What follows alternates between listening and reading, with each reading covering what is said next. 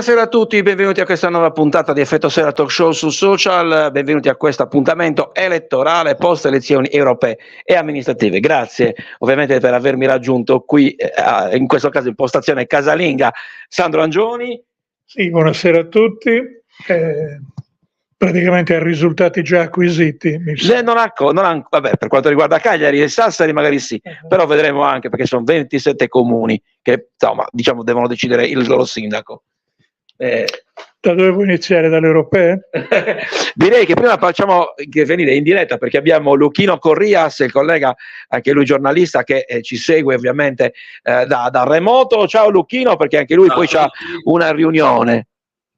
Ciao a tutti. Buona serata. Allora, iniziamo a vedere un po' i risultati. Ovviamente parliamo per quanto riguarda il discorso legato delle europee, prima che delle amministrative, anche per questioni di importanza. Lo vedete nella schermata, e ovviamente sto dando ampio spazio alla Sardegna, visto che parliamo di circoscrizione insulare, dove i risultati ormai sono definitivi, fanno vedere Fratelli d'Italia come primo partito al 21,25%, Forza Italia addirittura, io dico addirittura perché non era preventivato, come seconda forza politica in Sardegna, nelle europee, in Sardegna e Sicilia, è il caso di dire, al 20,33%, seguito dal PD al 16,73%, Movimento 5 Stelle 16,24%, Lega Salvini sotto il 7%, Alleanza Verdi e Sinistra 6,14%, Libertà 5,96%, Pace, Terra, Dignità 2,23%, Stati Uniti d'Europa 2,15%, Azione 1,47%, Alternativa Popolare a 0,50%. Vediamo invece se riusciamo a vedere la circoscrizione però Sardegna, quindi proprio parliamo della Sardegna inteso come risultati delle europee, perché anche questo sarà elemento di analisi. Vediamo nel frattempo che carica la pagina. Perché? Perché è vero che Fratelli d'Italia continua a essere il primo partito, 24,77, ma vedete che il PD ha accorciato notevolmente le distanze, 24,16, vale a dire poco oltre lo 0,50%.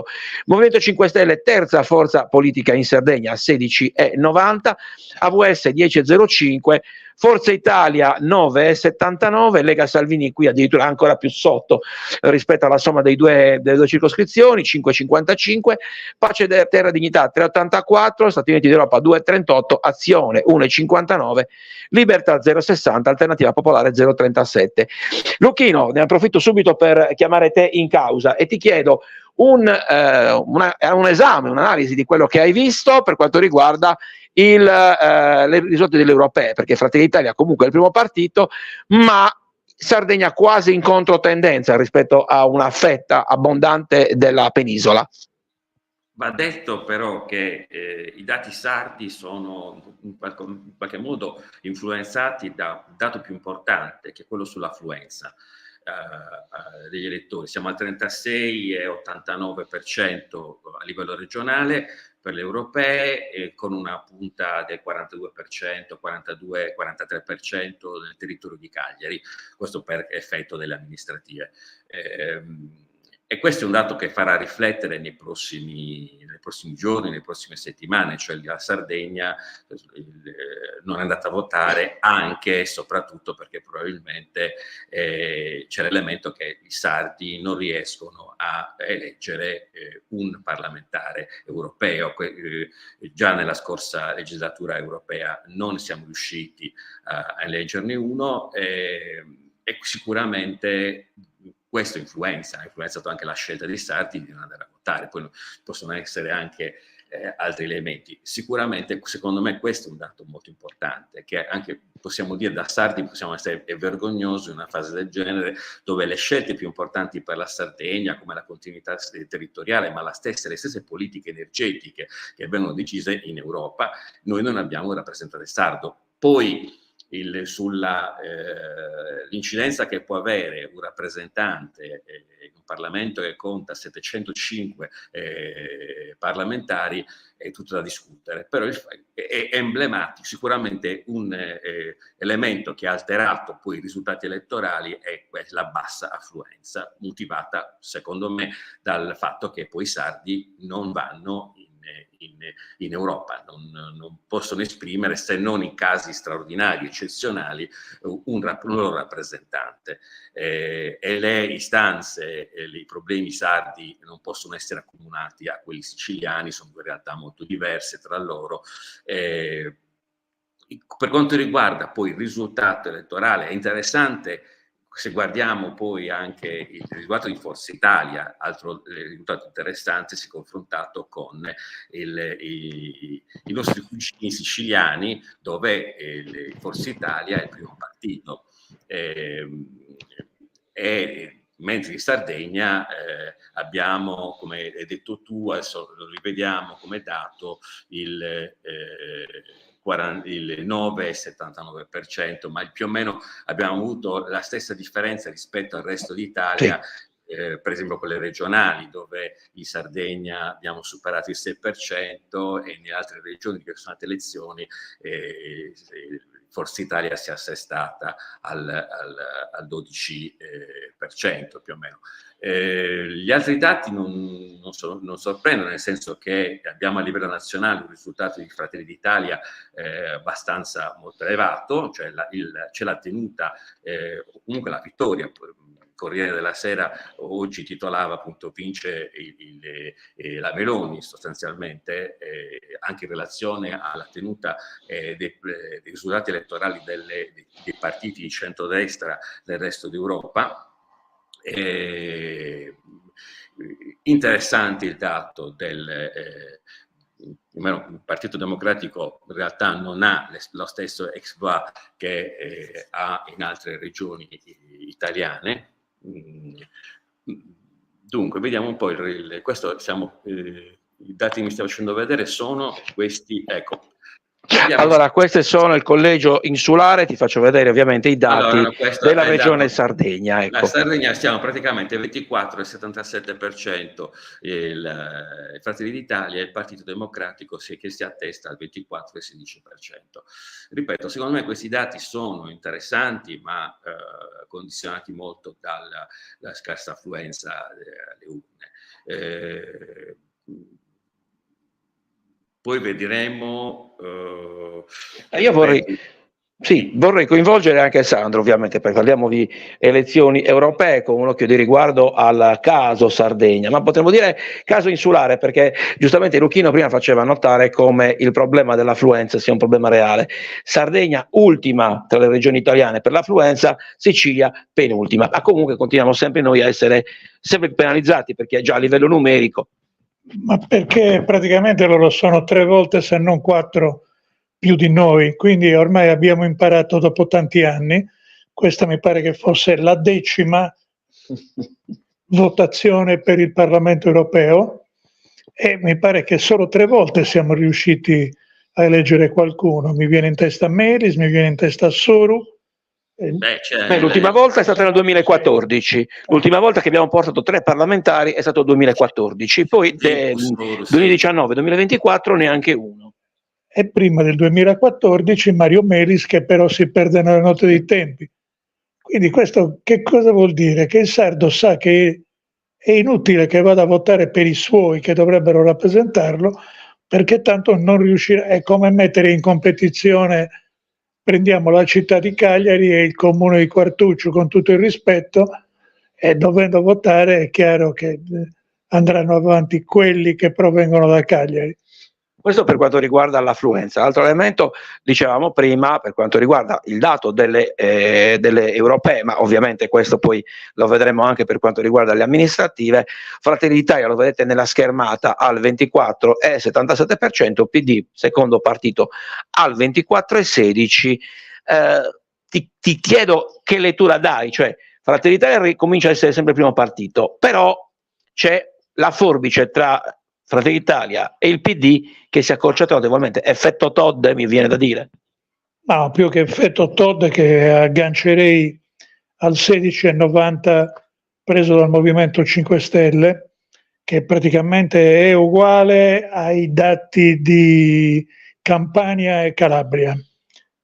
E sono quei dati, Sardegna compresa, che salvano i 5 Stelle da una debacle, perché se vai a guardare poi il risultato nazionale è intorno al 9%, se non ricordo male.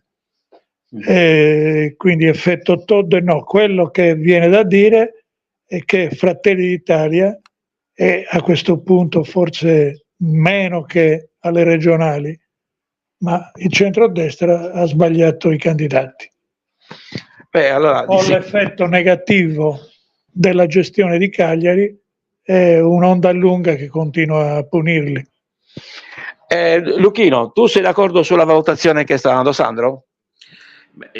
Sulla valutazione per l'effetto l'onda lunga di Cagliari, cioè all'indomani delle elezioni regionali, praticamente il centro-sinistra si è trovato un piano inclinato. Sostanzialmente è difficile poi a distanza di pochi mesi costruire un progetto, intanto a Cagliari, dove appunto che è un po' la causa della sconfitta alle regionali, è difficile quindi ricostruire un progetto. Le liste del centrodestra, come ha detto Sandro, poi si sbagliano i candidati, ma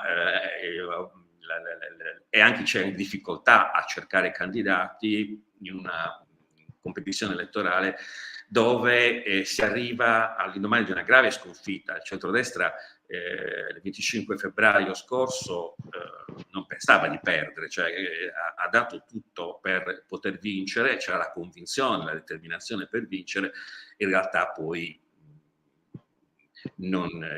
quindi è stata quella una grande sconfitta che ha riverberato poi sulle altre competizioni elettorali, soprattutto su Cagliari, che è il bacino più importante, dove poi il centrodestra, ripeto, ha difficoltà a ricostruire un progetto, individuare i candidati. Normalmente in questi casi i candidati più forti vengono eletti e quindi non sono più a disposizione.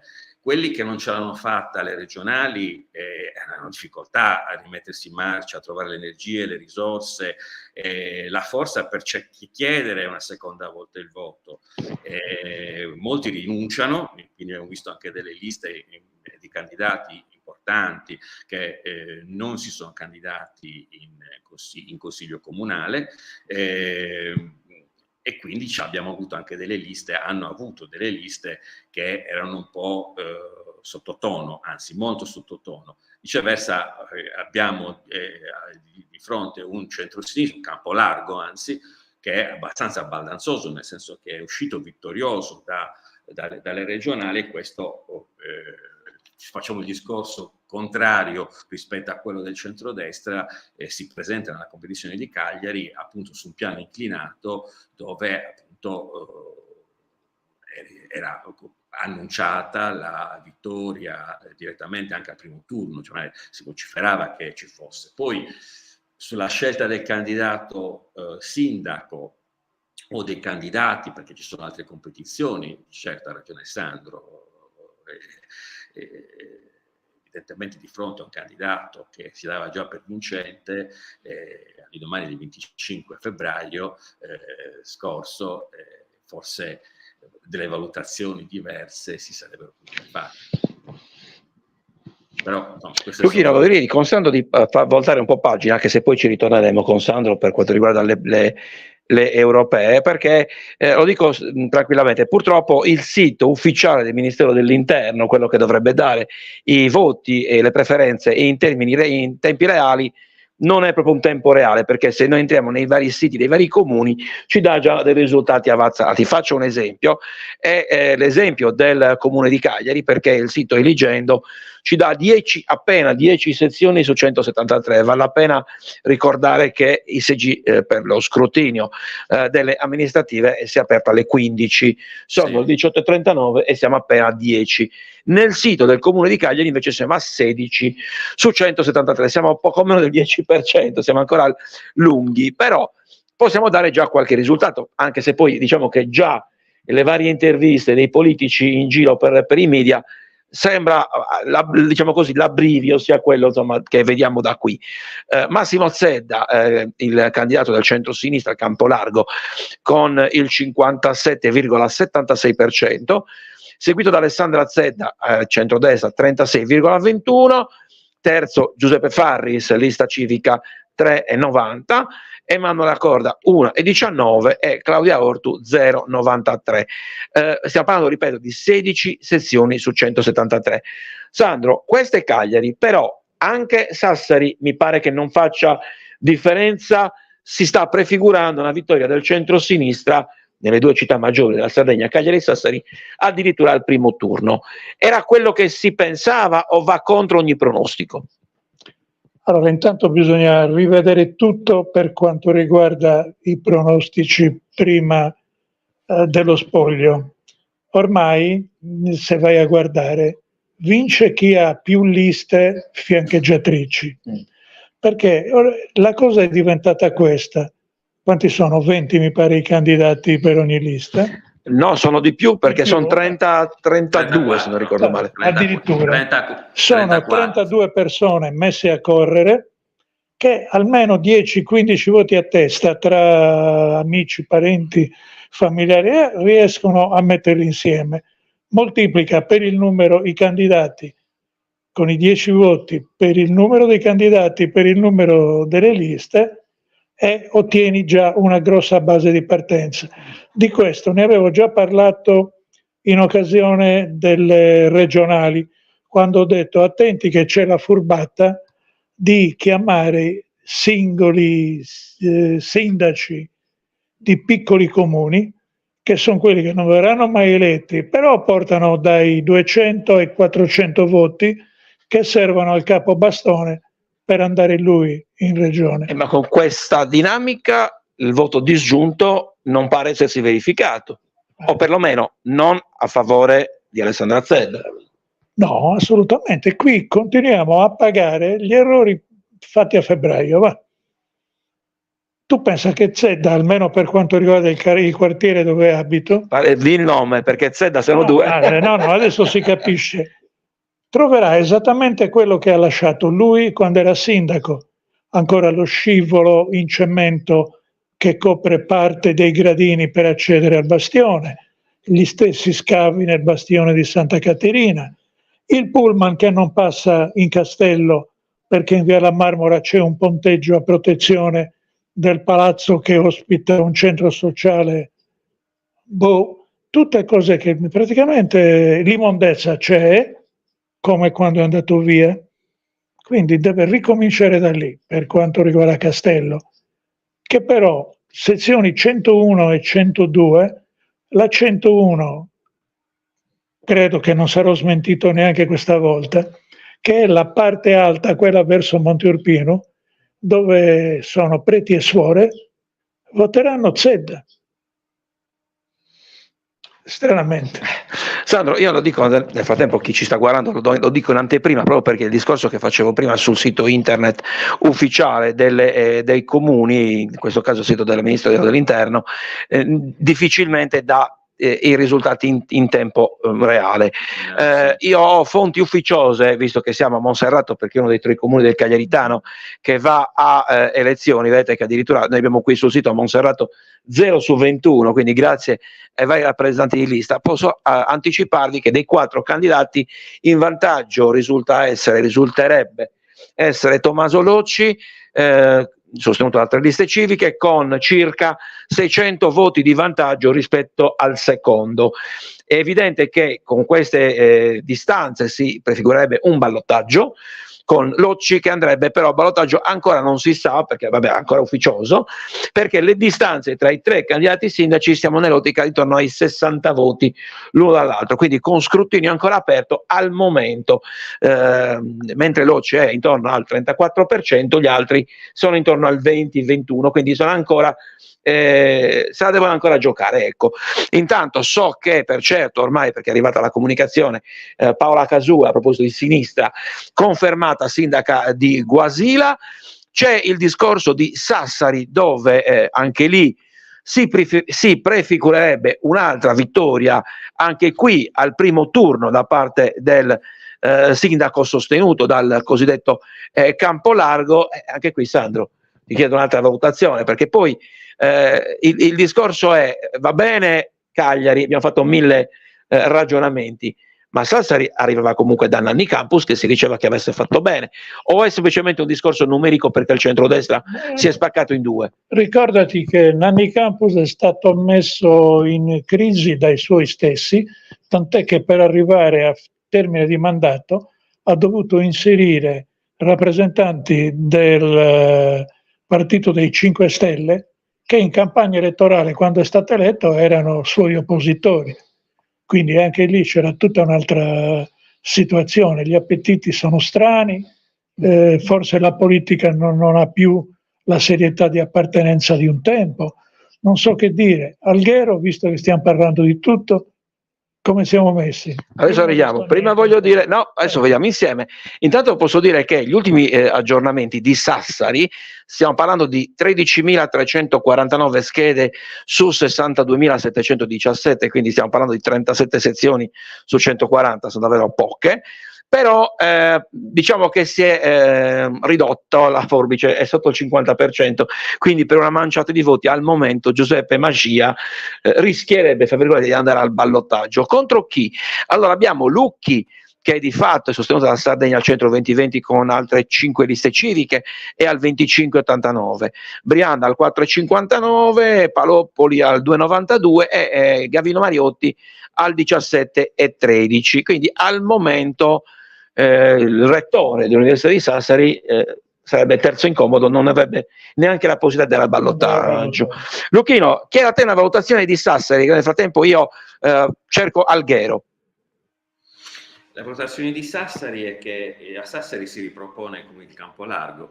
E come ha detto Sandro, ci sono alcuni candidati come Campus che si è ritrovato poi a governare con una situazione molto strana, perché in realtà, come ha detto Sandro, Campus si era ritrovato a governare in una fase con i suoi oppositori in campagna elettorale, con i 5 Stelle, tant'è vero che poi c'era stata la questione che in occasione della candidatura della Todde e della formazione del Campo Largo per le regionali era stato chiesto ai consiglieri comunali dei 5 Stelle appunto di abbandonare la maggioranza, quindi di non sostenere Campus, anche perché si creava una situazione abbastanza controversa con i 5 Stelle che sostenevano sostanzialmente un sindaco di centrodestra e i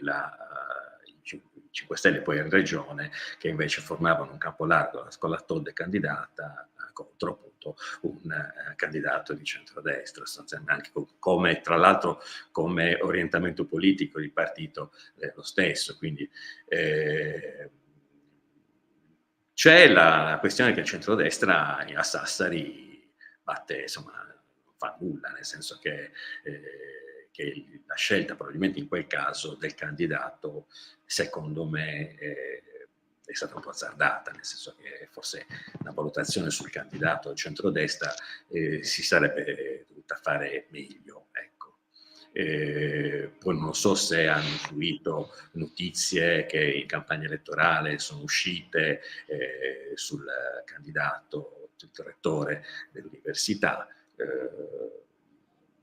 È certo che se per confermare i dati, noi abbiamo le due principali città della Sardegna, i più grandi centri della Sardegna, che a suo tempo hanno decretato anche la vittoria della Todde, che sono praticamente eleggeranno dei sindaci del Campo Largo, ecco.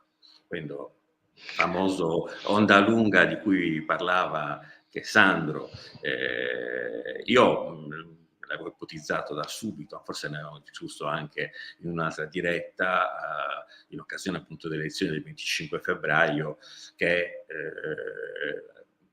l'esito delle regionali, che inatteso avrebbe messo in discussione, sarebbe riverberato su sulle successive comunali. Tra l'altro, se parlate con Sandro, cosa troverà Massimo Zedda al suo rientro dopo questi anni in Consiglio regionale, anche lì il discorso, dovremmo ritornare su Truzzu, sulla scelta come candidato, e su quello che troverà in realtà, da una parte quello che ha lasciato Zedda 8 anni fa, o meglio 5 anni fa, e poi l'altra parte è quello che in realtà ha lasciato Truzzo, che secondo me il nodo più interessante da sciogliere è quello che la nuova giunta si troverà a affrontare una situazione abbastanza complessa, anzi molto complessa, dovuta al fatto che c'è la concomitanza di molti cantieri, con importanti interventi che impatteranno molto sul tessuto anche produttivo e commerciale. Pensiamo al trasferimento del mercato, tutta la gestione, che non è semplicemente una questione logistica, una questione di tempi di realizzazione, ma in quel caso proprio direttamente creerà grossi problemi e avrà delle grosse ripercussioni appunto sulla cuore pulsante del commercio cagliaritano, che è il mercato. Quindi, giusto per tornare al discorso che faceva Sandro su quello che lascerà, che troverà Massimo Zedda, oltre a trovare forse delle incompiute dove non è stato dove Truzzo non è intervenuto, si troverà anche... troverà ancora i lavori della metropolitana leggera, che è vero che non sono in carico al comune, però il comune potrebbe spingere sull'ast, perché stanno paralizzando una zona della città e vanno tantissimo a rilento. Certo. Dovevano essere completati a settembre del, non mi ricordo se 2021 o 2022. Sì. Gli appalti erano partiti a luglio del 2019. Siamo ancora lì con sono passati 6 anni. Infatti Truzzo aveva sottolineato. Però abbiamo progettato la metropolitana leggera per andare al Poetto, quella per andare a Sydney. No, a progetti non ci batte nessuno. Avevamo progettato la stazione d'arrivo della metropolitana leggera dentro la stazione, fermati prima dalle bombe e poi dal solito muretto romano, per cui non si sa. La sovrintendenza esatto. Ha bloccato. Sovrintendenza che è quella che da almeno 20 anni dovrebbe completare i lavori del bastione di Santa Caterina. Una volta c'era una commissione dell'UNESCO, avevano messo un trattorino nei 2 giorni, un escavatorino, nei 2 giorni in cui c'era la commissione, per dire stiamo lavorando, andata via la commissione, andato via il trattorino. Se abiti lì vedi le cose tutti i giorni. Ecco, il buon senso, più che la politica, quello che mi fa paragonare gli attuali assessori o consiglieri è il buon senso. Io ho iniziato a occuparmi professionalmente già nella fine degli anni 70, quindi 76, 75, con la nascita di Radolina e Videolina, e mi ricordo che facevamo delle critiche, ma se oggi devo fare un raffronto ho avuto a che fare con degli statisti, perché poi vai a guardare i nomi ed è tutta gente che si è fatta valere anche in campo nazionale. Che ha scritto pagine importanti. Sì, oggi manca il buonsenso. Si è convinti che tutto si possa fare con la comunicazione e vengono fuori cose di una banalità allucinante, di cui all'elettore non frega assolutamente niente, però continuiamo così, andiamo avanti così, ma ne hanno parlato i giornali.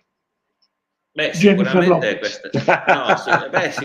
questa cosa della comunicazione, che oggi la politica è influenzata moltissimo da ciò che può comunicare, da ciò che è comunicabile, è senz'altro vero, nel senso che mancano forse le competenze a cui si riferiva Sandro, cioè statisti, persone di competenza che potevano dialogare con i dirigenti dell'amministrazione, perché poi oggi chi porta avanti una macchina amministrativa sono i dirigenti, che sono anche responsabili di quello che fa l'amministrazione. Oggi questa distrazione eccessiva che c'è nei confronti del settore della comunicazione, comunicare quello che si fa o non si fa rispetto alla dare delle direttive.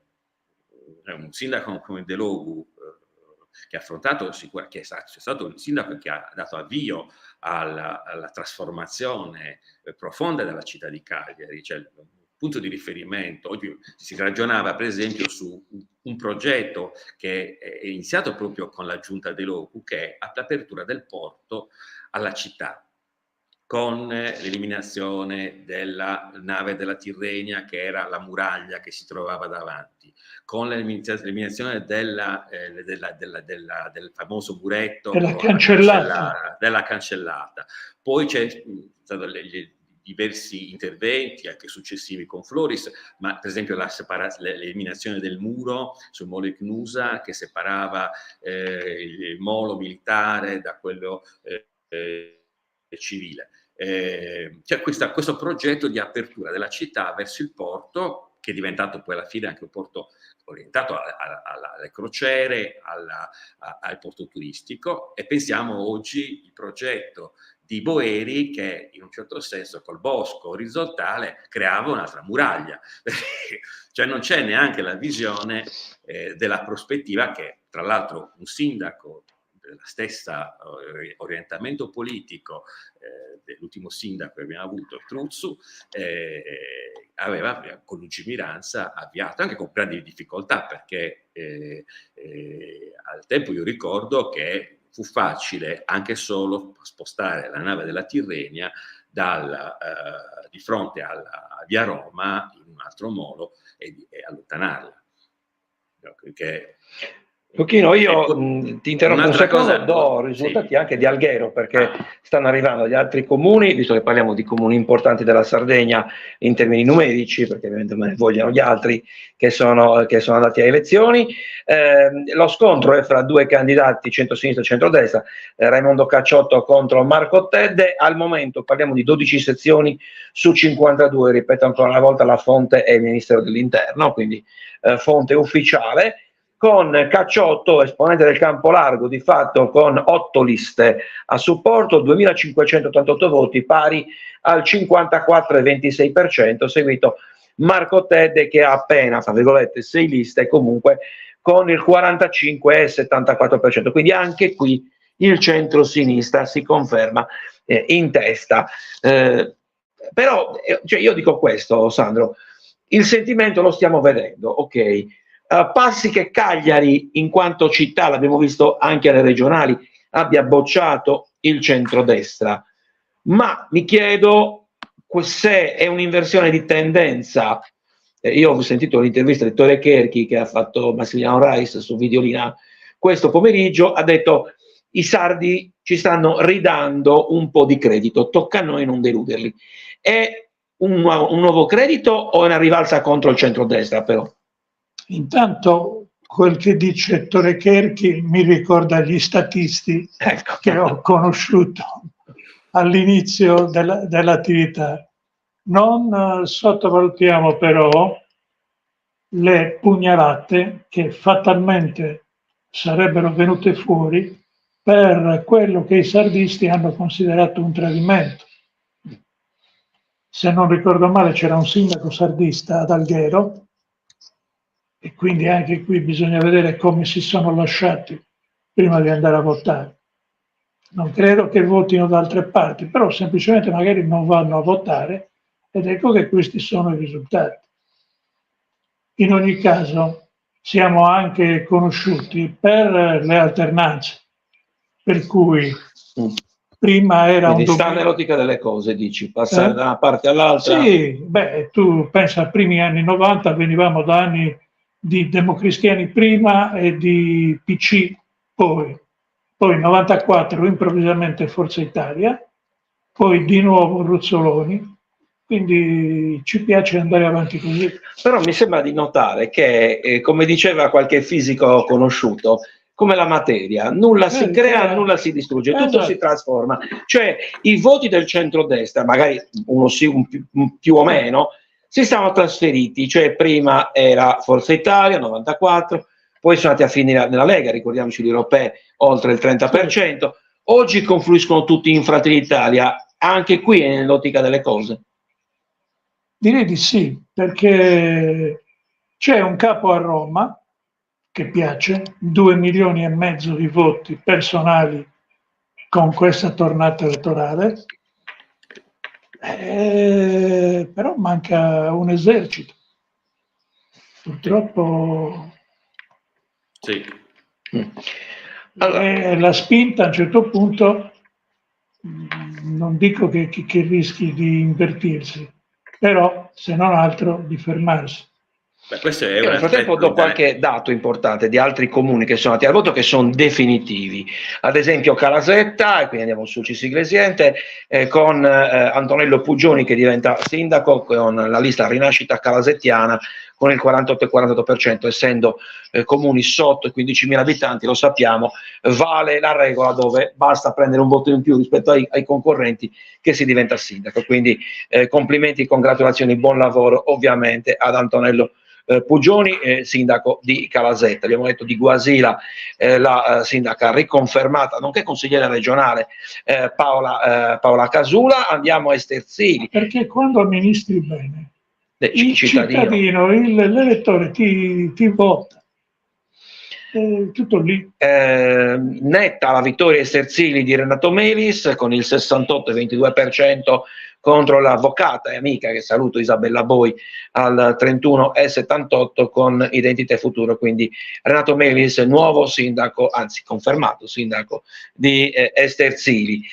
Stiamo sempre nell'ambito della provincia del Sud Sardegna, andiamo a Genoni, anche qui una sezione su uno, quindi abbastanza facile. Anche qui c'erano due candidati. Vince Gianluca Serra, che si conferma sindaco con la lista Santu Antine con l'89,66%, direi quasi un plebiscito contro Benedetto Roccotelli, che è figlio di Gianni, con il 10 e il 34% con la lista Genoni Futura. Andiamo avanti e poi facciamo un'altra valutazione sui dati che stanno. Vedi un attimo Castelsardo, per Andiamo una curiosità. Andiamo a vedere nel frattempo. Perché tra i consiglieri comunali candidati c'è l'attuale assessore al turismo. C'era Franco Cucureddu. Franco candidato, sì. Andiamo a vedere Castelsardo. È definitivo il dato di Castelsardo e quindi lo leggiamo insieme a voi. Dunque, ecco qua, vince Maria Lucia Tirotto con la lista Ripartiamo Insieme, quindi sindaca donna, col 53,11%, mentre col 46,89% Antonio Maria Capula con Castelsardo. Bene, il comune dovrebbe essere la lista di Cucureddu. Dovrebbe essere la lista di Franco Cucureddu. Io dico sempre, delle donne che sono anche capaci, fa piacere vederle, ovviamente. Mi incuriosisce, ma qui non ho dati ufficiali, Sinai, ti dico la verità, perché anche qui al momento, almeno lo sito ufficiale mi dà 0 sezioni su 16, perché c'è Barbara Pugedu, che è stata sindaca nonché presidente del Consiglio Comunale uscente, sostenuta da 7 liste civiche, con altre 2, però francamente non lo so, vedo un pochettino nel frattempo di controllo, vedo contro il controllo nel sito ufficiale del comune di Sinai. Luchino, stavamo parlando del vento di centro-sinistra, perché quello che stiamo vedendo, non lo so, se è una valutazione in termini numerici, in termini di gradimento, in termini di fiducia o in termini di protesta, come la valuti tu questo? No, io penso che sia più che altro una dinamica legata sempre anche alle regionali, a parte che c'è la regola generale che diceva Sandro: chiunque amministra bene viene riconfermato, e soprattutto nei piccoli centri, nei comuni dove il sindaco ha grandi responsabilità, è un punto di riferimento in un momento in cui lo Stato sta, arretrando, quindi chi amministra bene resta. Al di là di questo principio, che è fondamentale, importante, io sono convinto che le elezioni regionali abbiano al di là del vento che cambia, di chi sale sul carro del vincitore, c'è di fatto il fatto che ci sia il governo della regione, il centro-sinistra, il campo largo, è un elemento importante. Ricordiamoci che in Sardegna, l'ultimo rapporto Krenos ha messo in evidenza che i grandi investimenti sono investimenti pubblici e buona parte degli investimenti sono fatti dalla regione. Ci sono anche quelli, quindi avere il riferimento conta, e conta per chi viene eletto in regione, che quindi ha anche un credito maggiore nel suo territorio, e quindi i partiti che governano oggi la regione hanno anche un maggiore credito nel proprio territorio. Questo è una dinamica abbastanza, insomma, accettabile. Non credo a livello locale che ci sia una questione ideologica, resto convinto che sia una questione appunto di bravura o meno dell'amministratore, come dice Sandro. Per quanto riguarda poi la questione del centrodestra oggi, possiamo anche ipotizzare un aspetto, sempre rifacendomi a quello che diceva Sandro, dove dice Fratelli d'Italia ha un generale a Roma, ma qui non ci sono le truppe. È vero che a livello locale, o comunque a livello, una questione che riguarda non solo la Sardegna, ma riguarda un po' l'Italia, Fratelli d'Italia è un partito che possiamo considerare anche giovane, nel senso che esce fuori dalla tradizione di destra, ma profondamente rinnovato come classe dirigente, nel senso che oggi la classe dirigente di Fratelli d'Italia non c'è, quindi a livello locale questo si sente probabilmente, perché sostanzialmente la destra storica sono anziani, non ci sono più, sono usciti dalla politica, i giovani sono troppo giovani, quindi non hanno esperienza e non c'è quindi una classe dirigente, soprattutto si forma nel tempo e partito che da 4-5% è arrivato quasi o forse Luchino, un po' quello che diceva prima Sandro, mancano i senatori, cioè coloro che potevano guidare o che possono guidare la nuova classe dirigente. Beh, sicuramente, cioè, non può essere, cioè, manca proprio quello, anche perché è un partito che è cresciuto in tempi molto rapidi, quindi non c'è stato neanche il tempo la classe dirigente si forma nelle istituzioni, nei consigli comunali, nei piccoli comuni, si forma così. Non c'è stato il tempo di creare una classe dirigente diffusa nel territorio. Quindi probabilmente oggi, per quanto i risultati della Meloni siano ottimi, Fratelli d'Italia forse non è partito trainante del centrodestra. Oggi manca un partito veramente trainante. Ritorniamo anche a questo elemento. Io nel frattempo voglio commentare i dati con... Aspetta un attimo, volevo chiudere il discorso. Sì. Qualcuno di esperienza ce l'avevano, perché Bruno Murgia è stato per anni consigliere regionale. Sì, capogruppo. È stato parlamentare. Hai mai visto candidato alla regione, al comune di Nuoro, per dire, visto che poi dell'origine, o al comune di Cagliari? No. Cioè, saranno fatti loro, avranno fatto le loro valutazioni, però qualcuno da ripescare ce l'hanno, non lo fanno. Perché? E parliamo anche comunque tra l'altro di una persona giovane, relativamente giovane. Relativamente giovane. Allora, una persona di grande esperienza, grande livello, grande cultura, competente, però formare una classe dirigente, ripeto, deve essere una cosa diffusa. Bruno Murgia è forse uno dei pochi che tra l'altro ha avuto la fortuna di iniziare da molto giovane la sua esperienza politica, quindi oggi nonostante sia giovane può vantare una lunga esperienza in Consiglio regionale e in Parlamento, però ripeto, al partito manca proprio una classe dirigente diffusa nel territorio, quell'esercito di cui parlava Sandro. Poi le scelte che fanno... Sì, scusa Luchino, io dicevo, ho la sensazione che Forza Italia prima, Lega dopo e adesso Fratelli d'Italia abbia perso un po' l'appeal nel territorio, un po' quello che dicevate voi, ma anche sul discorso legato all'euforia del vincente. Mi spiego meglio. Nel momento in cui il carro è quello vincente, fa piacere salire su quel carro, quando poi il carro comincia a perdere colpi, e l'abbiamo visto in passato, no, non solo nel centrodestra, ma anche nel centro-sinistra si tende un po' ad abbandonare. E però si perde, come dicevamo prima, lo zoccolo duro, cioè quelli che hanno contribuito a tenere in vita il partito. o no? Sì. È giusto come riflessione? Sì, No, è cioè, giustissimo. non si fa un cambio radicale dimenticando quello che hanno fatto gli altri prima di te. Perché Certo. quando tu arrivi c'è qualcuno che ha già tracciato la strada. Non è che lo prendi Sì. e No, certo, ex è novo, no. finito lì. Io insieme a voi leggerei i dati che siamo riusciti a trovare, ovviamente dati provvisori, non sono ancora Sinai. definiti, comune di Sinai, elezione del sindaco e del consiglio comunale. Allora, direi quasi un plebiscito, perché ovviamente stiamo parlando di sezioni ancora incerte, ma la forbice sembra veramente molto molto ampia, ovvero Barbara Pugeddu al momento fa registrare il 61,20% rispetto alla seconda Aurora Capai, che è un pezzo di centrodestra se non ricordo male, che è il 30,99%, seguito da Aldo Lobina al 7,81%.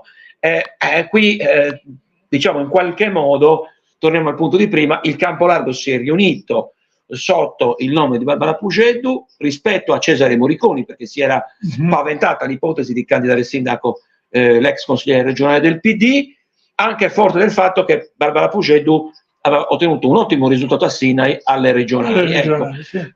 Questo cosa vuol dire? Che si ascolta il territorio? E forse qualcosa che è mancato, Ma dico questo dall'altra il parte. centro-sinistra è sempre stato molto più bravo del centro-destra.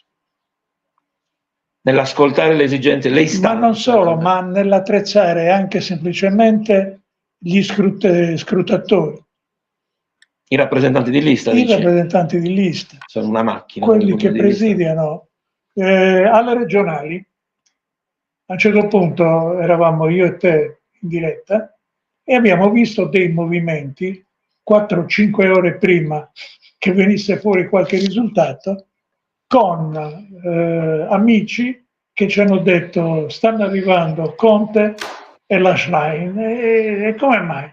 Cioè loro 3-4 ore prima dei risultati, degli orientamenti avevano già, e questo è un apparato che da sempre mi permetto di dire, siamo stati i primi a dare come notizia che stava arrivando la Schlein e Conte a Cagliari. Tanto ne approfitto, visto che stiamo parlando di centro-sinistra, i dati aggiornati al comune di Cagliari, siamo a 22 su 173, è sempre molto poco, però abbiamo superato perlomeno i 10 di prima. Siamo con Massimo Zedda sempre in testa, aumentato il divario, siamo al 59,78%, alla fine mi pare che l'exit poll di ieri su Porta a Porta ci stiano prendendo. Alessandra Zedda al 34,81%, Giuseppe Faris al 3,46%, Emanuela Corda all'1,06%, Claudia Ortu a 0,89%.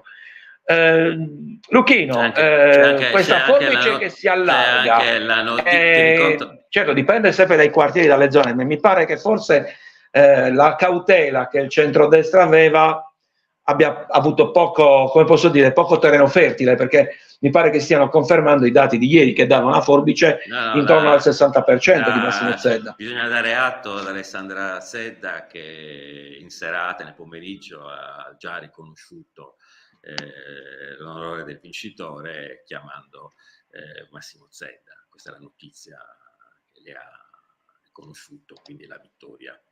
Perché i dati probabilmente in possesso del centrodestra sono sicuramente di più, sono più dettagliati rispetto a quelli che ha il Comune e il Ministro dell'Interno. Quindi anche perché è troppo grande la forbice. È troppo grande, sì, ormai siamo... a meno che non ci siano sezioni dove veramente la Zedda ha fatto il pieno, ma non credo, insomma, tecnicamente già le previsioni di qualche settimana fa davano appunto Massimo Zedda vincitore al primo turno.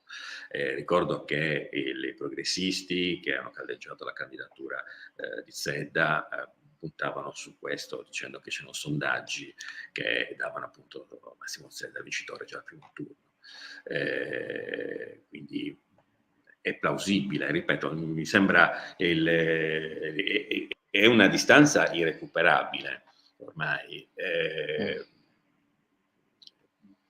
ma è appunto costruita sulla, come dire, la principale sconfitta del centrodestra, che è appunto le regionali, perché è veramente una sconfitta che ha pagato cara, perché in realtà erano convinti di vincere, c'era un convincimento diffuso nel centro-destra, la vittoria finale, con la consapevolezza che il Truzzu avrebbe perso a Cagliari, ma con l'ipotesi di recuperare la sconfitta su Cagliari nel resto della Sardegna. Così non è stato, è stata una valutazione probabilmente errata, e quindi ci troviamo comunque qui anche poi il centrodestra ha avuto anche, come dire, qualche ritardo nella scelta del candidato a Cagliari, mentre... E questo ritardo si è trascinato dalle regionali alle comunali. Sì, poi vabbè, possiamo dire tante cose. Alessandra Zedda è identificata tuttora con Forza Italia, anche se non lo è più da un po' di tempo, anche se poco, è legata alla Lega. La Lega ha preso una bella sconfitta a Cagliari, e quindi... Luchino, voglio fare una domanda un po' cattivella a Sandro, perché tanto lo so che lui, come me, non ha peli sulla lingua. Io ti chiedo, la candidatura di Alessandra Zedda si impaventava da tempo, non è da adesso, come candidata a sindaca, prima ancora... diciamo che la candidatura si doveva esprimere quando lei ha capito, c'era un precedente in questo, giunta Cappellacci, a un certo punto a Cappellacci doveva seguire il suo vice come candidato, e quando ha capito il suo vice che non sarebbe stato così, se n'è andato, e poi alle prime politiche si era candidato con Monti. Adesso è andato in pensione, amministratore pubblico, roba del genere. Alessandra più o meno ha fatto la stessa cosa, aveva iniziato nell'UDC per poco tempo, poi era passata a Forza Italia, dove ha fatto la maggior parte della sua carriera politica. Evidentemente Solinas deve aver espresso la sua voglia di ricandidarsi all'epoca, ed ecco che è uscita da Forza Italia. In Forza Italia succedono spesso queste cose. Però ti volevo portare oltre quel ragionamento. Stiamo parlando di comune, ovviamente, ma il discorso può essere esteso anche alle regionali. Si è parlato che Cagliari ha voluto punire Truzzu per le regionali. All'epoca sì, basta guardare i voti disgiunti. Però Sandro, adesso poi vedremo i voti di lista, non credo che li vedremo oggi, magari sarà roba di domani, dopodomani, però se candidi sindaco Alessandra Zedda in discontinuità o pensi di fare tale rispetto a Truzzu, ma nelle liste collegate ci sono gli assessori, i consiglieri comunali. Volevo dirlo prima questo.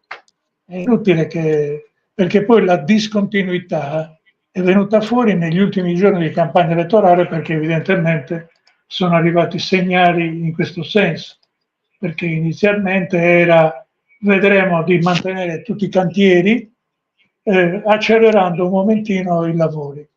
Poi piano piano non tutto quello che è stato fatto in precedenza sarà mandato avanti. Sandro, prima di continuare con te, Luchino ci deve lasciare e quindi ne approfitto per salutarlo e per ringraziarti ovviamente della tua disponibilità. Se vuoi dare la chiusura della tua serata. No, io ripeto, sarà una serata lunga, anche se comunque Massimo Zedda è destinato, insomma, il risultato dovrebbe essere confermato. Ripeto, tornando al discorso di Sandro, è vero che la Zedda poi paga sostanzialmente, e come dicevi tu, paga anche gli esiti della precedente amministrazione Truzzu, perché nelle sue liste ci sono candidati che ovviamente hanno non solo hanno amministrato Cagliari negli ultimi 5 anni, ma ci sono che l'hanno sostenuta. Quindi su di lei, purtroppo per loro, ricade anche il fatto che devono difendere una progettualità che forse che per i cittadini non ha funzionato. Viceversa per Massimo Zedda la questione è molto difficile, perché in una situazione dopo 5 anni in cui sostanzialmente l'amministrazione ha un po' arrancato, poi va detto anche che sia le amministrazioni Solinas e l'amministrazione Truzzu sono partite in ritardo perché hanno affrontato l'emergenza Covid, quindi c'è tutto il problema dell'avvio. Poi dell'amministrazione è iniziato a governare sostanzialmente 1 anno e mezzo dopo l'inizio della consigliatura del mandato, quindi l'errore in questi casi è stato forse aver avuto un po' di ansia, aver voluto fare o strafare, in un contesto in cui ricordiamoci sempre che i tempi medi di un'opera pubblica, quindi i tempi medi dell'amministrazione, non sono 7 anni, sono superiori ai tempi di una elezione, di un mandato. Gli amministratori oggi devono sempre tener conto che la pianificazione che avviano sarà poi portata a termine o spesso eseguita da chi arriverà dopo, e viceversa.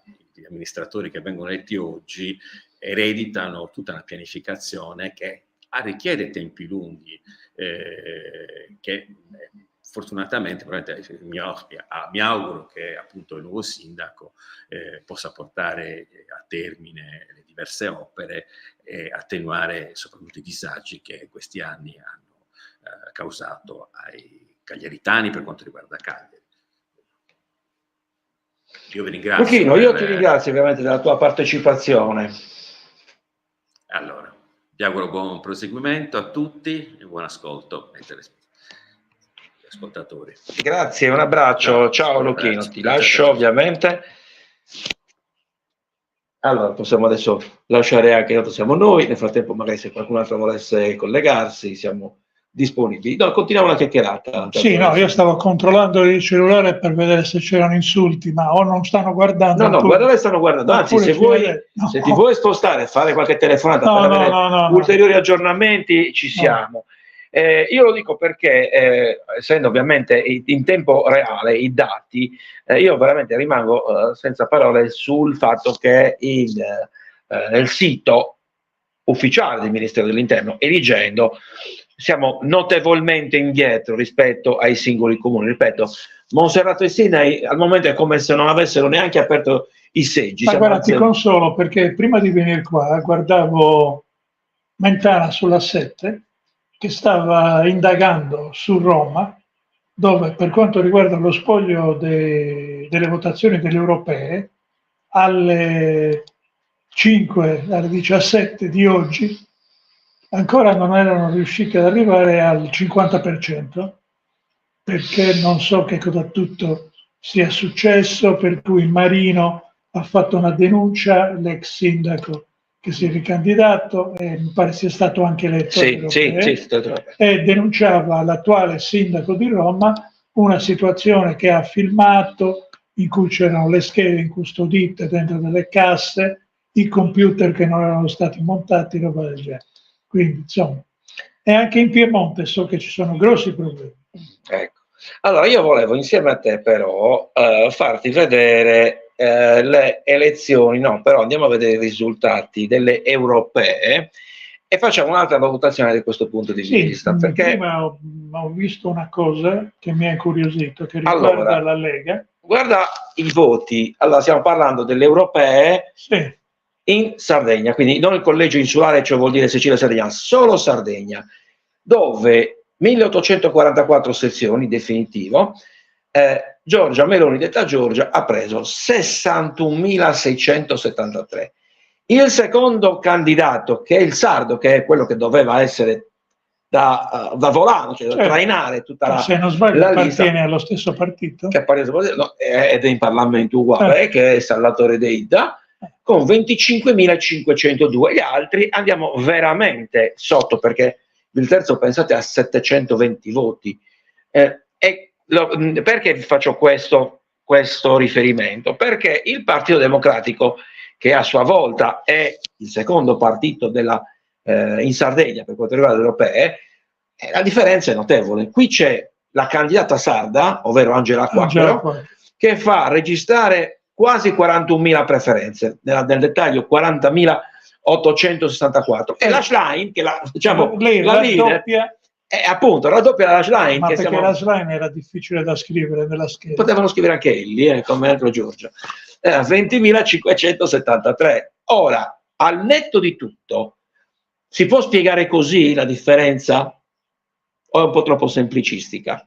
No, è che l'elettorato del PD è istruito, per cui sicuramente avranno detto votare per, poi chi vuole aggiunga, e il chi vuole è il 50%. Michele Costa si è fortemente lamentato del fatto che fossimo abbinati alla Sicilia, e dice non riusciremo mai. Alex dice bisogna astenersi tutti, cioè non andare proprio, nessuno dovrebbe andare al voto. No, io mi chiedo come mai in tutti questi anni, ripeto, sono passati 50 anni dalle prime, 45 anni dalle prime elezioni europee, non ci sia stato un sardo o 2 sardi o 3 appartenenti a schieramenti diversi che siano riusciti, non dico metteteci con la Calabria, con la Basilicata, ma non con la Sicilia. Però è un problema che siamo quasi a forze pari. Però è un problema che emerge ciclicamente. Certo. Ok, quando guarda caso, quando siamo a ridosso delle elezioni, il problema nasce. Prima non c'è. Sì, ma questo perché lo discutiamo noi che siamo elettori, ma il politico che è stato eletto alla Camera, al Senato, alla Regione, di questo se ne dovrebbe far carico. Allora, intanto io... Mi guardi la Lega, per favore? Sì, assolutamente. Io stavo leggendo Forza Italia, dove Michele Costa ha preso 20.647 preferenze, seconda Maddalena Calia, quindi di fatto la Sardegna ha rappresentato, cioè in due hanno preso più di 33.000 voti, ne sono 13.263. Andiamo a vedere la Lega, come ha chiesto Sandro. La Lega che in Sardegna ha fatto registrare il 5,55. Anche qui l'effetto ci stava, attenzione, perché lo dico, il primo... Quanti voti ha Roberto preso? Vannacci ha preso... in totale la Lega, quanti ne ha presi? La Lega ne ha preso 26.426, più della metà le ha presi Vannacci. È un po' quella, diciamo così, la manovra politica che è stata fatta da VS candidando Ilaria Salis. Tanto abbiamo colleghi che ci chiamano, non chiamateci. Dipende. Allora non possiamo rispondere nel frattempo in diretta. Dicevo, perché ti ho fatto l'esempio di Ilaria Salis? Perché lo vedi, Ilaria Salis ha fatto registrare 23.558 preferenze rispetto al secondo, che è Francesco Muscau, a 9.521. Insomma, stiamo parlando comunque di una differenza non di poco conto. Poi, per carità, io ho sentito dei... Cioè 23 vuol dire più della Quaquero. Sì. Il problema però, sai qual è? È che questa situazione, nel momento in cui comunque le regole del gioco delle europee sono diverse da quelle regionali, da quelle delle politiche, cioè 3 nomi da inserire, di cui comunque uno, esattamente, uomo-donna, per di più ci danno la possibilità di scegliere nelle liste solamente un sardo, è evidente che lì fa molto anche l'appeal. Ilaria Salis, mi permetto di dire, forse è un po' quasi un caso Tortora 2.0, nel senso che è stata fatta quella candidatura per dare la possibilità di uscire dal carcere e di far valere le sue istanze a Strasburgo, più che forse a livello ideologico, no? È solo ideologico. Ho visto i compagni come si sono mobilitati, capito? Qualche politico sardo ha detto l'ho trovato fuori luogo come candidatura. Vabbè, sicuramente non di quelli appartenenti. Un altro dato interessante. Sì, tanto poi leggevo quello che dicevo Alex, la Sardegna in ogni caso è sempre subordinata dal governo nazionale, non è mai una regione sovrana. Tu sai chi ha votato per i Verdi? Tra gli studenti che avevano per la prima volta la possibilità di votare dall'estero, per il 40% hanno votato per i Verdi. Cioè quest'anno, anziché rientrare per votare, potevano votare, sì, penso fossero Erasmus e altra roba, hanno potuto votare dalle sedi in cui si trovano in questo momento. Oltre il 40% ha votato per i Verdi. Forse sono quelli che hanno votato anche per i Rari. Potrebbe essere. Oppure c'è questa ventata green, diciamo così, ecologista, il tema delle servitù, il tema delle pale eoliche, magari sta trovando le nuove generazioni più sensibili? O è solo semplice... Ma mi sembra strano che si stiano svegliando adesso, perché io ho fatto l'assessore all'industria nel 2010 e una delle cose dove ho frenato il più possibile, perché diventava un po' come la miniera d'oro di Furtei, che non era tanto l'oro, ma era la valutazione delle azioni della società nella borsa australiana. Sardegna Gold Mining, giusto? Sardegna Gold Mining. Cioè non era l'oro che doveva dare soldi, i soldi li aveva dati la quotazione e il collocamento in borsa delle azioni degli australiani, che abbiamo scoperto una miniera d'oro in Sardegna e abbiamo i diritti di sfruttamento per non so quanti anni.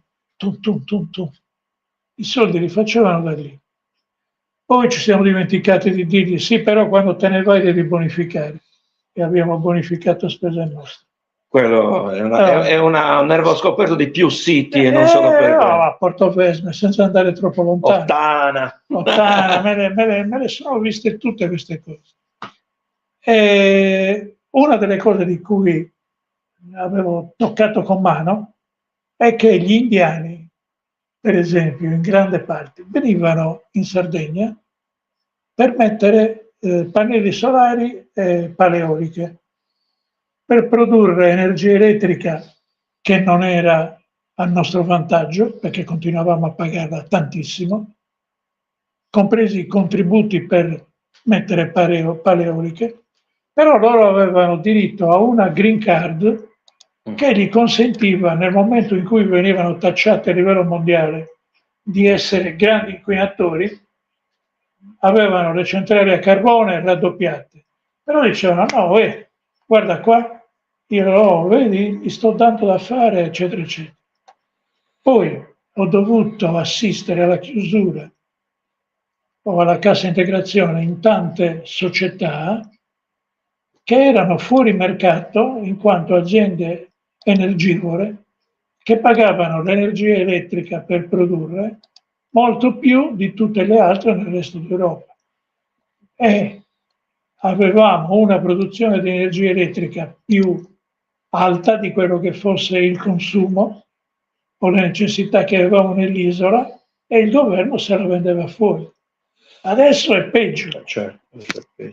Allora, intanto abbiamo aggiornato la pagina per quanto riguarda i dati del Comune di Cagliari, siamo a 32 sezioni su 173, qui finiamo, non tratta, a noi non vi tedieremo oltre, ovviamente, anche perché il dato è abbastanza assodato ormai, il trend è quello, con quasi il 60% dei voti di Massimo Zedda rispetto ad Alessandra Zedda, ovvero il 59,82 per l'ex sindaco e il futuro sindaco di Cagliari, che sono la stessa persona. Alessandra Zedda al 34,87%, Giuseppe Farris al 3,33%, Emanuela Corda 1,05% e Claudia Ortu 0,93%. Mi sorprende, lo dico ancora una volta, i dati del Comune di Monserrato, perché è completamente il server non funziona, e invece i dati che dà il sito Vigendo sono a 0 ancora. Io so per certo, potremmo dire ufficiosamente, questo ormai però stiamo parlando di prima di entrare in diretta, ovvero ormai di un'ora e un quarto fa, dove il candidato sindaco Tommaso Locci è in vantaggio rispetto agli altri tre candidati sindaci, con il 33% circa delle preferenze, seguito a ruota dai tre che sono intorno al 20-21%, quindi stando a un'ora fa, però ovviamente vi chiedo, se avete dati aggiornati mandatemeli anche su Messenger, non sul telefonino, perché anche ufficiosi ovviamente, perché qui abbiamo difficoltà a reperire i risultati, però ripeto, si prefigura un ballottaggio con l'uscente che a questo punto farebbe il turno che si svolgerebbe, ricordo ancora una volta, fra 2 settimane, quindi non questo fine settimana, ma il prossimo, per aggiudicarsi, per concorrere appunto a occupare lo scranno del primo cittadino la cittadina dell'Interland cagliaritano. Altro elemento, secondo me, di valutazione che merita valutazione è parlo di affluenza. È sempre stato così fondamentalmente, no? Che le politiche hanno meno appeal, scusami, le europee meno appeal rispetto alle amministrative. Diciamo che non hanno nessun appeal e un senso civico di chi va a votare. Però io ho assistito perlomeno a delle scene, anche in TV, viste dai colleghi, di persone che sono rifiutate di prendere una scheda e prendere un'altra. Magari non prendi quella dell'europea e prendi quella delle amministrative. Poi stai andando a votare. Però sono più vicine a te, le senti più tue, nell'altro non le senti tue. Sono troppo distanti rispetto al processo decisionale. Anche se poi molte delle problematiche che abbiamo nell'isola nascono proprio da decisioni prese a livello del Parlamento europeo. E quindi dovresti avere la coscienza per tentare almeno di difenderti. Ma non è così. È che purtroppo in molti casi la politica viene vissuta come il campionato di calcio. Quindi, con le tifoserie. Esatto. Allora, stiamo andando a vedere un attimo i risultati in tempo reale del comune di Sassari, che anche questi vediamo un po' se ce li danno. Erano sicuramente più aggiornati. Qui siamo a 55 sezioni su 144, con un'affluenza, potremmo dire, buona rispetto alle altre, perché siamo poco meno del 60%, quindi assolutamente buona. In questo caso è tornato su il candidato sindaco del centro-sinistra del Campo Largo, Giuseppe Mascia. Dico Mascia perché così mi hanno insegnato. Loro dicono Mascia. Perché per noi è magia, però a Sassari è Mascia. No? Noi rispettiamo la volontà dei sassaresi, sì. Col 50,05%, quindi per lo 0,05% stando al primo turno. Stando così le cose, il primo turno, lo dico anche per chi non lo sapesse, dà luogo al premio di maggioranza, cioè seggi ulteriori rispetto a andando al ballottaggio, ovviamente. Gavino Mariotti al 16,56% e Lucchi al 25,75%. Certo è che dovendo andare avanti su questo trend si giocheranno tutto sul filo di lana tra primo turno o ballottaggio con Lucchi a questo punto, perché mi pare che 9-10 punti percentuali il trend potrebbe essere quello, però torniamo punto a capo. Allora Alex dice: che senso ha il senso civico se i politici non ne hanno? È una presa in giro. Ognuno risponde per se stesso, cioè loro sono in torto e è colpa loro. Come cittadino io sono sempre andato a votare. Tu dici, a quel punto io ho fatto il mio. Io ho fatto il mio. No, anche perché poi è quello che ti dà la possibilità di lamentarti. Se poi non vai neanche a votare, hanno ragione sempre gli altri. Con chi te la prendi? Cioè non hai contribuito. Ma poi una volta che sei lì e stai prendere una scheda, prenderne 2, prenderne 3, non ho capito cosa ti cambi. Fra le altre cose, il rifiutare la scheda, non è che l'indomani sul giornale ci sia scritto che Sandra Gioni ha rifiutato di votare per. Non è così. Cosa che vedo in decadenza, invece, è l'atteggiamento di certe sezioni, non dove votavo io, ma accompagnando, ho visto degli scrutatori con lo stemmino 5 Stelle. Da un'altra parte ne ho visto uno con i 4 muri. Dentro le sezioni queste cose non si possono fare. È una questione anche di rispetto per chi va a votare. Noi abbiamo un po' generalizzato, ma secondo te da questa tornata elettorale, facendo anche riferimento a quello che è successo alle regionali, chi esce più sconfitto secondo te? Il centrodestra, un partito in particolare, intanto un candidato particolare? Intanto l'elettore sardo. I numeri sono lì, siamo in coda. Cagliari e la Sardegna sono in coda ai risultati di affluenza nazionali. Sentito un sacco di volte da politici di diverse colorazioni, quando cammini 2 passi indietro e loro commentano, escono da una riunione, da un incontro e qualcosa, e dicono: ma sono meno sti sardi, sono meno di un quartiere di Roma e stanno sempre a rompere le scatole. È chiaro che poi ti mollano anche, perché non abbiamo appeal nel senso di numero di attrattività. voti. Poi abbiamo espresso 2 presidenti della Repubblica,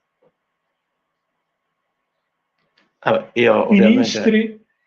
Sì, ma dal punto di vista politico, la Sardegna ha espresso anche a livello nazionale. Ne approfitto anche perché, se non ricordo male, tra qualche giorno, forse domani, ricorre il 40° anniversario della morte di Enrico Berlinguer. A proposito di personaggi che hanno fatto la storia politica italiana. Prima ti ho detto statisti, perché tra le tante fortune che questa professione mi ha concesso, ero direttore di videolina da pochissimo. La famosa pizzata a Oristano, dove tu vedi la provocazione degli studenti della serie: Segretario, vieni con noi a prendere la pizza, e quello: sì, questa è proprio l'ora di prendere la pizza. E lì si abbatte la barriera. Lì si abbatte la barriera, ma questo, devo dirti, non l'ha fatto solo Berlinguer, perché l'ho visto fare spessissimo a Cossiga, o a Beppe Pisano, o a quello che ha creato, che altro anniversario che ricorre, Avis, quello che ha creato la provincia di Oristano, senatore, o Giovanni Nonne, che per anni è stato quello che discuteva il titolo quinto, quindi il bilancio e roba di questo genere, o Ariuccio Carta, ministro della Marina Mercantile.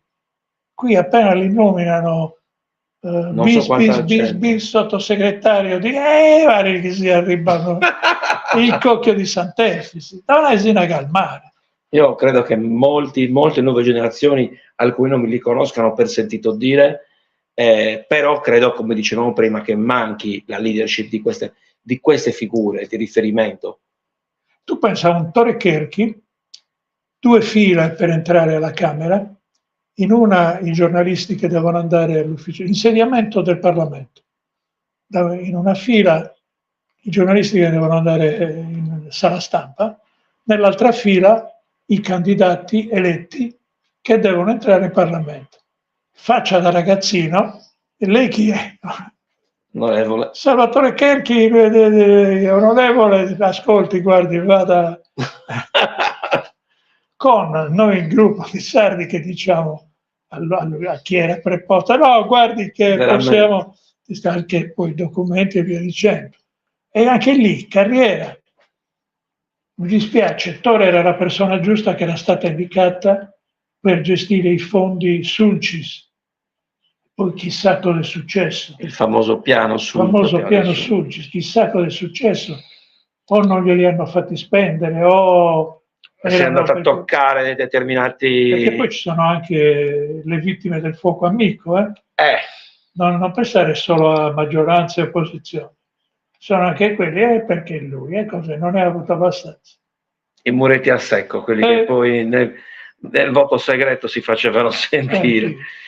Allora, vediamo un po' se nel frattempo Cagliari ha aggiornato i dati. Io non vorrei poi andare troppo avanti, anche perché, ripeto, ormai pare di aver, insomma, di fatto siamo sempre a 33, una sezione, ma siamo lì, siamo quasi al 60%, Massimo Zedda in testa col 59,99, quindi siamo davvero a praticamente 2/3 dell'elettorato ha votato Massimo Zedda. Alessandra Zedda al 34,76, Farris al 3,30, Emanuela Corda 1,03, Claudia Ortu 0,93.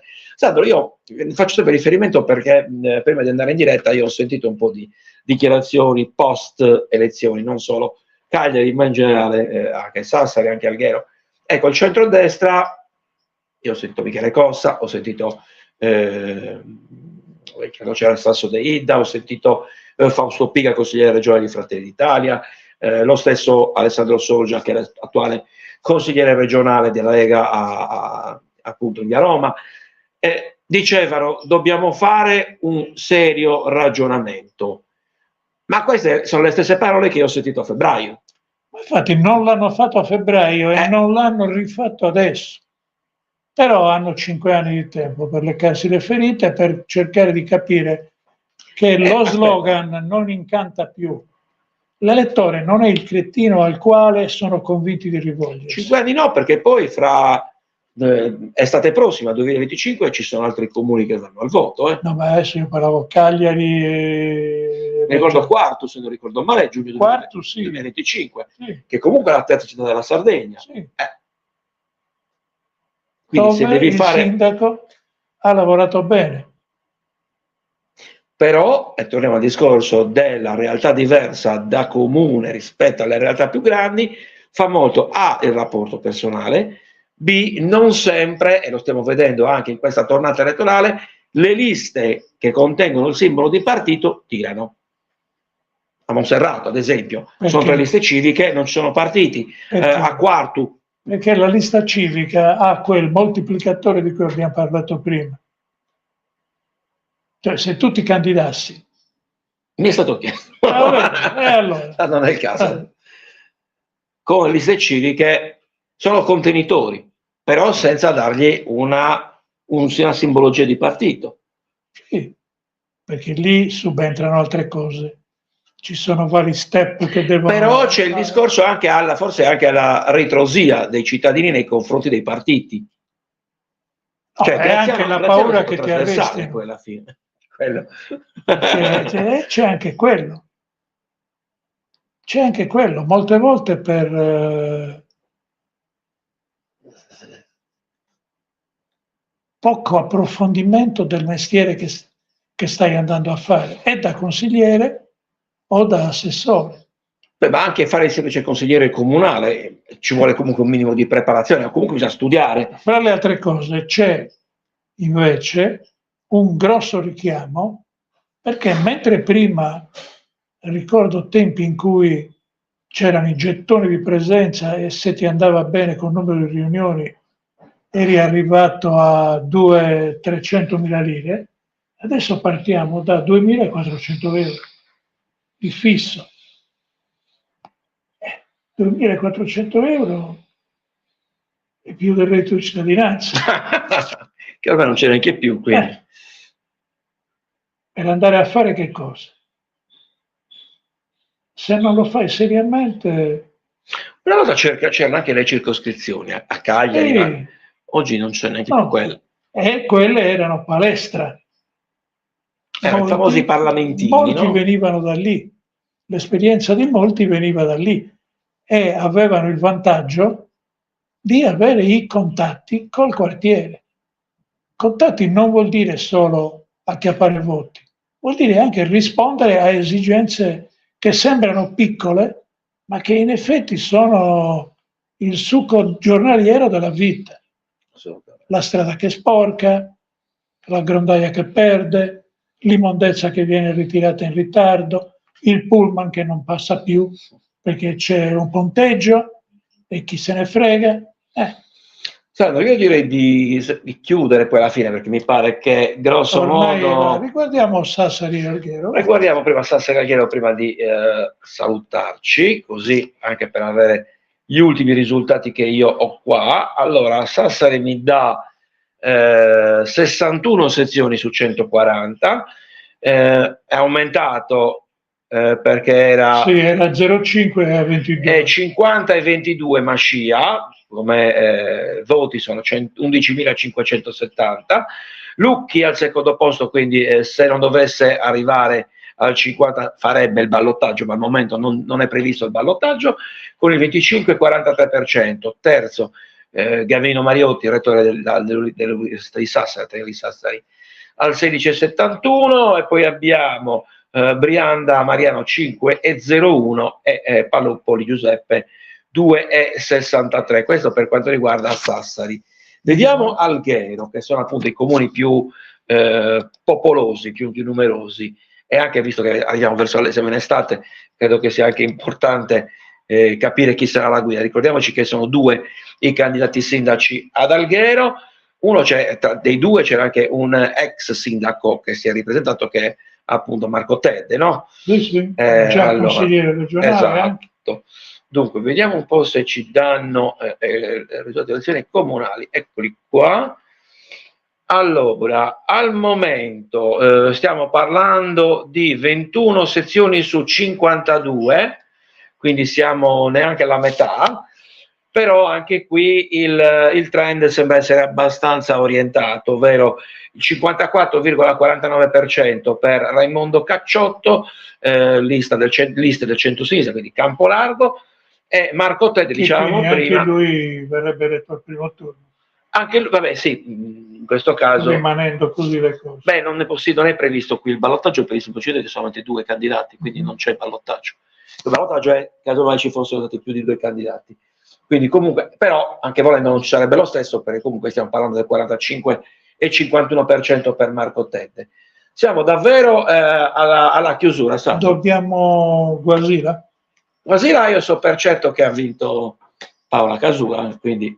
No, pensavo la volessi sentire. La vorrei sentire, però non mi ha contattato, non si è collegata, quindi sarà modo di risentirci e recuperarla sicuramente. Sandro, dimmi tu, come vogliamo chiudere la serata di oggi? Abbiamo fatto 1 ora e mezza di diretta, sì. Non è poco. Accidenti.